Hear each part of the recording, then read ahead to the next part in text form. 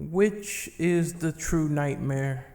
The horrific dream that you have in your sleep, or the dissatisfied reality that awaits you when you awake?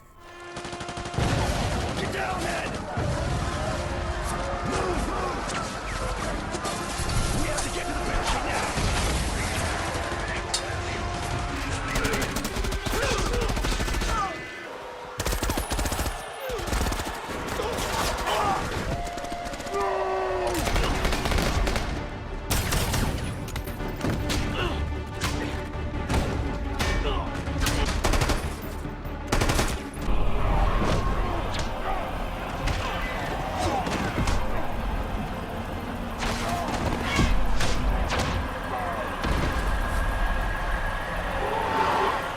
Knightmare is an alternative future in the DC Extended Universe. It is an unrelenting saga involving a visceral conflict that turns the planet Earth into a gigantic desert wasteland. This is the sign for a preventable future 5 years after Zack Snyder's Justice League. If we're going to analyze these particular events, then we have to delve into some humble beginnings, or dark premonitions to be exact. The first legitimate warning was delivered by a grizzled Barry Allen via the Cosmic Treadmill. The Cosmic Treadmill was a very ambitious idea created by Victor Stone, who utilized a mother box properly to reroute Barry's speed force. It sounds exactly like how you would expect if you took a few trips to the gym. However, that being said, this kind of treadmill is the one that would make Doc Brown just a little bit envious. My calculations are correct. When this baby hits 88 miles per hour, you're gonna see some serious shit. This treadmill radiates in two ways, positive or negative. Running in the reverse direction sends the user back to the past, while running forward sends them back to the future, no pun intended. This radioactive energy was pertinent enough to only warn Bruce Wayne, and it didn't alter any other continuum shift in terms of keeping Barry Allen in the future. Under a dreamlike state, Bruce Wayne awoke at a wormhole being closed. He was thoroughly confused as to what transpired before him in the past. Barry only had one very important message to give.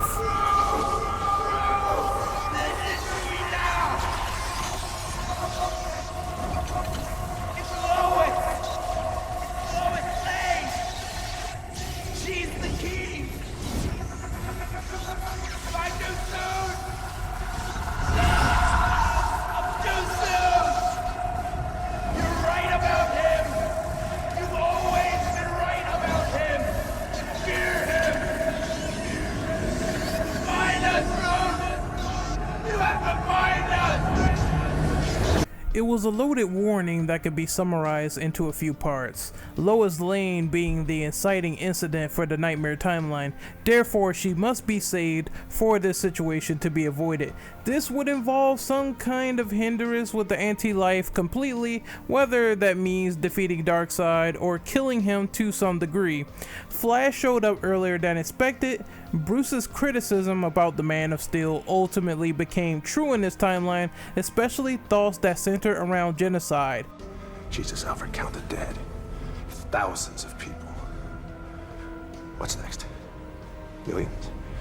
He has the power to wipe out the entire human race, and if we believe there's even a 1% chance that he is our enemy, we have to take it as an absolute certainty.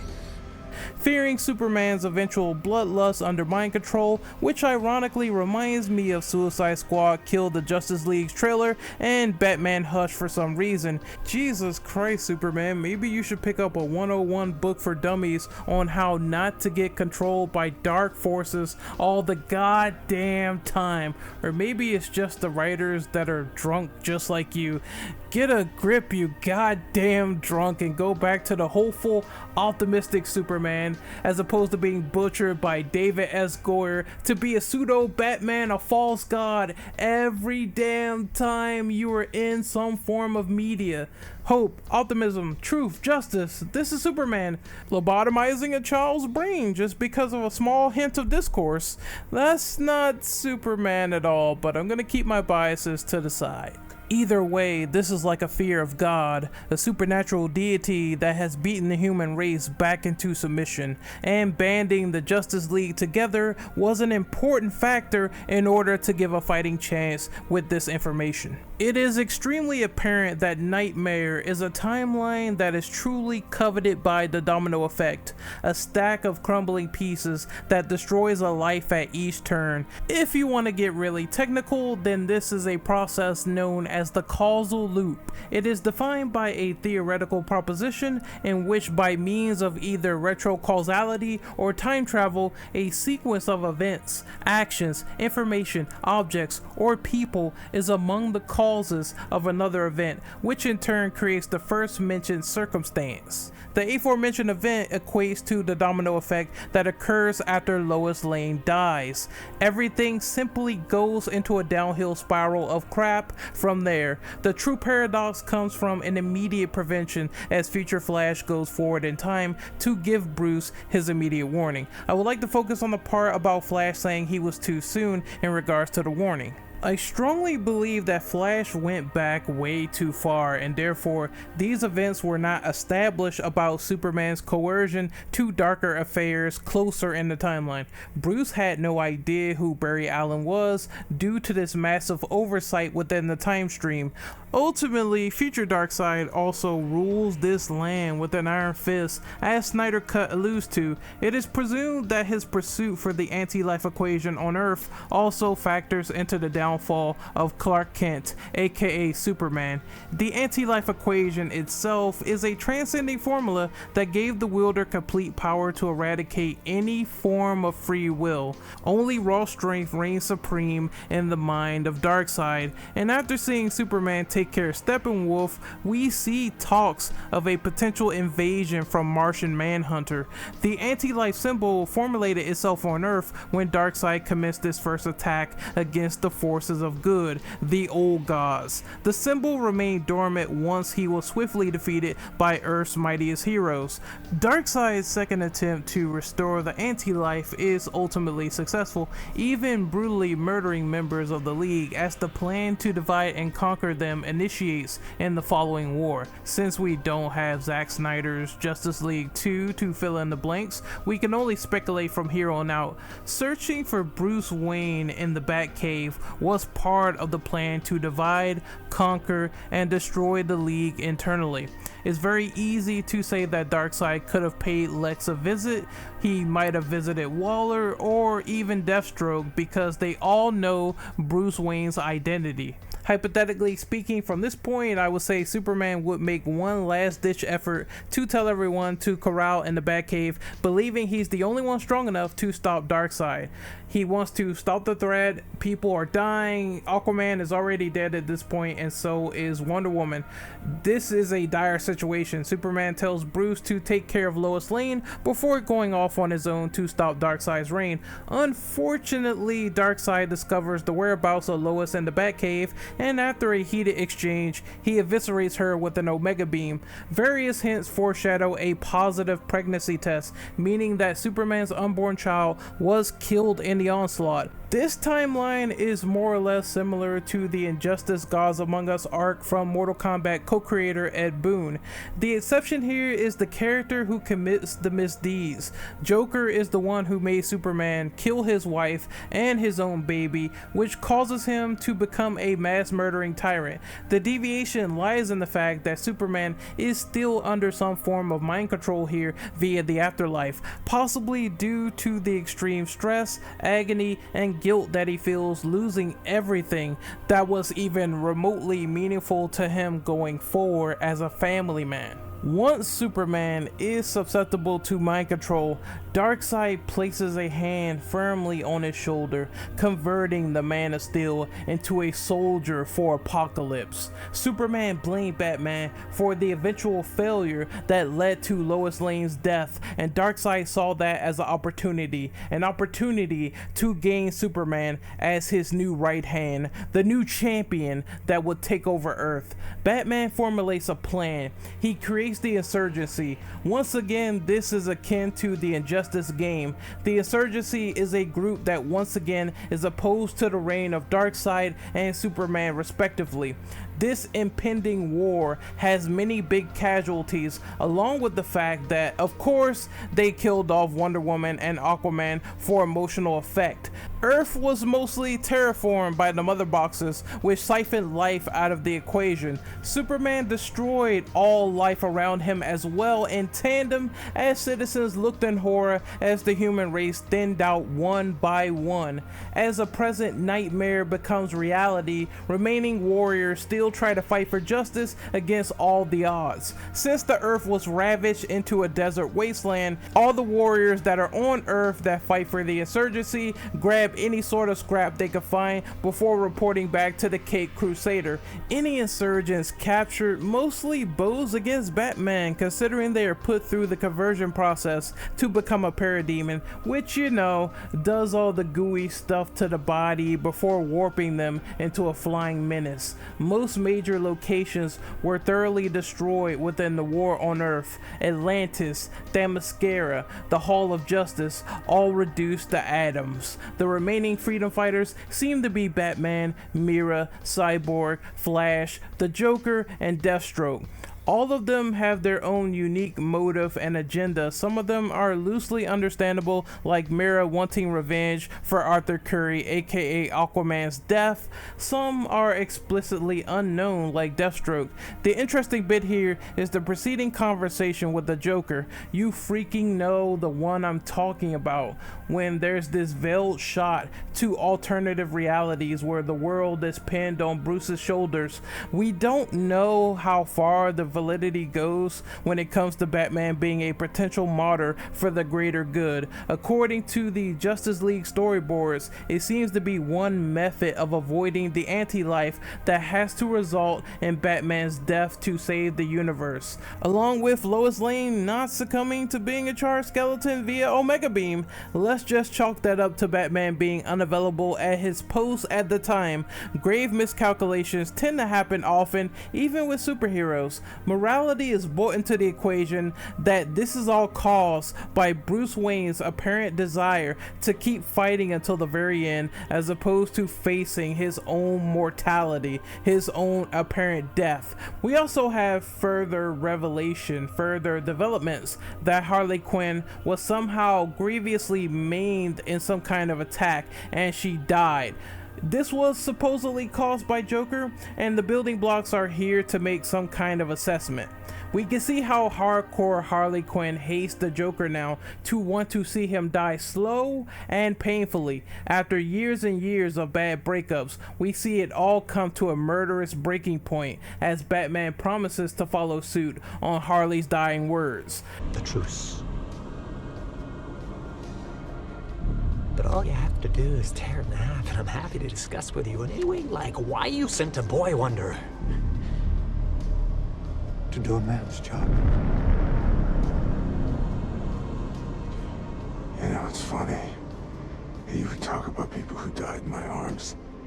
Because when I held Harley Quinn, and she was bleeding and dying, she begged me with her last breath that when I killed you, and make no mistake, I will fucking kill you, that I do it slow. I'm gonna honor that promise. Dick Grayson also being dead also factors into the equation, which is what Zack told us originally since BVS started tumbling up a story. Joker flips out a card and he promises to help Batman despite the shaky alliance. After watching the Justice is Grey version of the Snyder Cut, there's a bit of extra monologue here. Not only do we hear the prime meme of "we live in a society," but we also hear Joker point out that he probably killed Harley Quinn himself in words. By the way, who do you think screamed the loudest? The girl? Or the boy? Wherever Harley is bleeding out in the Knightmare timeline before Batman's hands, it almost sounds like Joker was present in some fashion as the lone gunman. I guess this might be a little bit too obvious, but if you examine Joker's vest, you can clearly see he has some fun with the good old boys down at GCPD. Anyway, Superman yet again lays waste to the insurgency, completely destroys them. It's easy to presume that some of the team members in this attack fall in the line of fire here, given the storyboards that we saw from Jim Lee for Justice League 2. We see that Mira, Joker, and Deathstroke are not present after the ensuing battle, and I know people might ask, Ren, how can you tell this is a potential outcome without the evidence? Well, I have the evidence. Let's cite the obvious. After Superman finds the insurgents, you can see a limbless cyborg is being dragged away as Bruce Wayne and Flash retreats to the only place that Bruce Wayne called home, Wayne Manor. Now this area is ruined, desolated, and destroyed. The body of Kilowog was also seen strewn out in one scene near the Hall of Justice, which signifies that the Green Lantern Corps is mostly affiliated on the insurgency side and not the regime.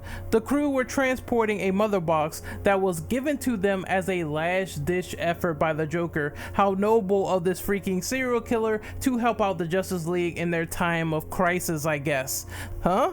What you guys think of my joking material? Crisis on Infinite Earths? Just a little inside reference for you guys. Anyway, the mother box was obtained as the first initial plan to undo the damage that this harrowing future caused. Yada yada yada, can't you see? Flash needs to get on the freaking treadmill already, and Cyborg cannot be left behind because, well, he's kinda needed to operate the thing in the first place.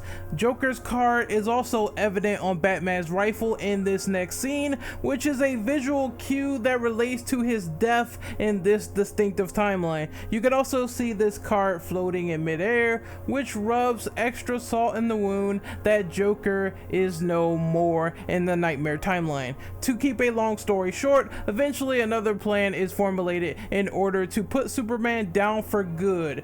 Remember in Batman v Superman where they were sort of arguing, Batman and Alfred, or Bruce and Alfred in this case, they were sort of arguing about the idea of going to LexCorp and stealing a piece of kryptonite so Bruce could have a fighting chance against Superman. Well, because of LexCorp, Batman was stowed away in his bunker and he finally overheard good news. The insurgency managed to find an item from the now defunct LexCorp, and news was circulating around this item being the one and only weapon that was powerful enough to defeat Superman for good, and it was the discovery of green kryptonite, a weakness for the Man of Steel. Batman asked the insurgency informants to find the rock and bring it to a secure location through convoy. Suddenly, the regime attacked Batman's forces in the midst of a double cross. Numerous men died on the scene, and it was ultimately a parademon that knocked the Dark Knight out cold. Batman awoke in Superman's underground bunker as the Man of Steel slowly approached him. Batman could do nothing as Superman pinned the immediate blame of Lois's death on him as the inciting incident, and with one final punch, Superman plunged the hole through Batman's beating heart and pulled it out, ending the conflict with the insurgency with one final tug. The war was over. Evil had won. The final image is the dark outcome, with Superman holding Batman's headless cowl over the now defunct Hall of Justice. Despite all the relations with Injustice and the Knightmare timeline, I would say that the biggest difference is due to the insurgency actually losing in the process, as opposed to Prime Forces being the good guys, being the heroes, and beating back the tyranny of evil Superman. Now, the final question remains here. Could this timeline be prevented for better or for worse? Yes, it's assumed that the cosmic treadmill actually worked well enough to move within time and give Bruce Wayne his warning. The nightmares revolving around the previous Bruce Wayne, the past Bruce Wayne, is still ongoing, right? And there's some situational awareness to his plight. The Knightmare timeline is still possible since it's set in 2022, once again 5 years after Zack Snyder's Justice League. I'd hate to pull a Terminator reference, but but the future isn't set right now. During the process of Victor Stone reviving Superman, he saw a vision that details the end of days, the Armageddon that led Earth to being ravaged by the anti-life equation. Whether or not Victor Stone takes this vision to heart is up to rampant interpretation, but it is assumed that the current League is either unaware or still confused by all of this. If they only knew that these events foretold this situation, then maybe they realized that reviving Superman probably wasn't a good idea in the long haul. There should be some talk about the costumes here because I guess a little food for thought never hurt anybody, right? Batman himself is wearing a large heavy duster coat with goggles and a sidearm. Clearly guns seem to be the main preference over gadgets since the Batcave was possibly destroyed by Darkseid. The duster plus goggles combo allows perfect protection against any sort of post-apocalyptic sandstorm. Deathstroke doesn't look way too different, but hey, cool mohawk there, bro. Cyborg seems to have a small poncho wrapped around his upper body, which once again possibly allows the protection of dust considering the climate. We're talking about scorched earth here with no possibility of fresh air, and the water is under parole. There's one thing I notice here. I noticed that Cyborg seems to have an extra miniature set of ligaments attached to his frame. Think of those scarab things from Metal Gear Solid 4, but they managed to get a hold of a Gatling gun for good measure. Cyborg's tech is also capable of picking up Superman's heat signature from a far distance. He probably could do this originally, although it's worth pointing out here just in case I miss anything. Flash seems to have a retractable armor that would make Tony Stark red with envy. I like the retractable face cover as well, and it seems that he has gotten a little bit more age with the mustache here. There's not much else to say about Mira other than the fact that she's dolled up with a mixture of gold and Atlantean armor. She uses Aquaman's trident as a final act of revenge to get a firm kill on Superman. Joker is probably the most altered here if you take his Suicide Squad appearance into account with this one. This guy looks nothing like how he used to, with some of his tattoos visibly gone and some of his scars also kind of faded away as well. He has longer hair, blacker teeth, possibly caused from rot. I can't really tell what's going on there. He also has some sort of long white garb which looks like a terrorist, but it has the GCPD SWAT team logo emblazoned on the front with the badges also on the front of the vest, as I said earlier. He's murdered a ton of police officers over the years, and this is the most outward appearance of that. This is the most drastic makeover in the Knightmare family. Superman is just Superman. The only big difference is the deep red veins in his eyes, which symbolizes the anti-life matter controlling his mind. Alright, so obviously I found some old Justice League storyboards and I wanted to go over some of my quick thoughts with them. I did not cover them all in the video, and some of them are a little bit erratic in terms of them being plotted for the sequels and changing characters and stuff like that. They aren't really up to snuff. This is a bonus conversation, so to speak. So I wanted to clarify Darkseid actually killing Lois and the motive behind it. So Darkseid boom tubes his way to Lois's location after being defeated by Superman, or nearly defeated by him, and he has this situation where it's like life or death. He chooses between Lois or Batman in terms of who to kill, and then he kills Lois instead. I think that makes sense. Obviously, I said earlier that Darkseid is the one that boom tubed his way there, and then Batman left his post or something. I said something equivalent to that, and obviously that was wrong. I wanted to correct myself. This makes perfect sense. He's getting away from the strongest enemy and focusing on the weaker structure of the team, people who don't have powers, and obviously they are completely just going to be squashed by this man. The next thing I wanted to mention is Lois argues over the fact that Bruce, is he going to be the father of her unborn child or not? I thought that was dumb. Also, Bruce is actually the father of Lois's baby, and this baby goes on to become the new Batman 20 years into the future after they fix the Knightmare timeline. I also think that's Really dumb. Hal Jordan at some point joins the insurgency in a post-Darkseid Earth. That's cool. Deathshot is apparently fighting for the insurgency. Now this is weird because Deathshot, is he taking the place in these old storyboards of Deathstroke? You know, is he taking his place, or was that last minute as a change? We don't know. But Deathshot is apparently part of the insurgency in the old storyboards. The team already has their hands on kryptonite ammo during this time, and Batman is injured by a kryptonite spear. I think this is bad because, once again, them trying to get the kryptonite in the first place and trying to prevent Superman from obviously destroying the world any further, it doesn't create any dire consequence if they already have it. That's what made the scene with Knightmare and BVS so good, because there was that tension of LexCorp having that final rock, that final piece of the equation, and Batman doing his best to get his hands on it as soon as possible. Them having just kryptonite everywhere, it really makes the situation less tense. And obviously if Superman gets hit by it, or if they manage to even land a scratch on him, then obviously that's going to be bad for him. I liked it when it was more rare and out of their hands. Cyborg is killed by Superman because I think Superman picks him up and throws him to the parademons. We're talking about like Knightmare Cyborg here. He throws him to the parademons and they tear him apart into pieces when Flash tries to go through the cosmic treadmill. That kind of makes sense. That kind of explains his fate as to what happens to him in that timeline. Let's see here. Lex tries to create his own team. We knew that. He tries to... I hit my keyboard. Fuck. He tries to use some gas in order to poison people with the assistance of Dr. Morrow. We didn't know that. He tries to create his own Injustice League.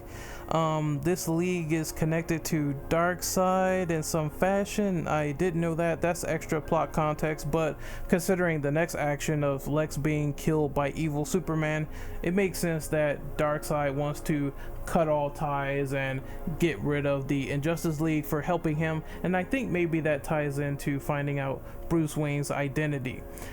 All the characters get power buffs after they decide to extinguish the Knightmare timeline. That means that the Flash is able to appear in two places at once. Cyborg becomes a god of the digital age. Diana is the new queen of Themyscira, and I think Arthur Curry also gets a promotion as well as Aquaman.